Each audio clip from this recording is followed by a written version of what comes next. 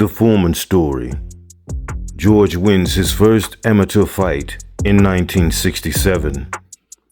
In 1968, George wins gold for the USA. In 1969, George turns pro and he racks up an impressive 37-0 record, with 34 coming by way of knockout.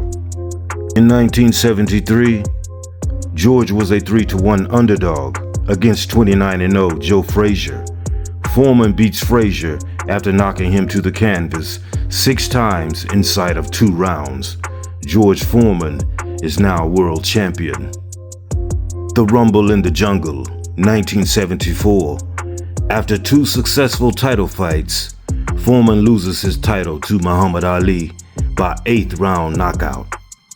In 1976, Ring Magazine's Fight of the Year, Foreman knocks out Ron Lyle, a must-see fight. In 1977, successfully defeating Joe Frazier for a second time, Foreman takes on Jimmy Young, but loses on points. After this fight, Foreman's life will change forever. Foreman has a near-death experience, collapsing in his dressing room after the Jimmy Young fight. He pleads God to spare him. George retires after this experience, opening a youth and community center. He is also a born-again Christian and preaches the word of God.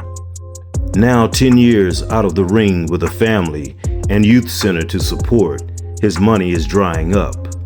In 1987, Foreman returns to boxing to make money for his family and youth center. In 1988, most media outlets poked fun at George's comeback, calling for him to stop. During this year, he wins a further 9 fights and sets his sights on Mike Tyson. In 1990, after impressive victories over Kwai and Cooper, Foreman meets former title challenger Jerry Cooney. George wins by knockout in the 2nd round. In 1991, Foreman, now 42 years old, is given a shot at the heavyweight titles by champion Holyfield. This becomes Foreman's first loss since his comeback. Holyfield wins on points, but Foreman proved a much tougher task than people expected.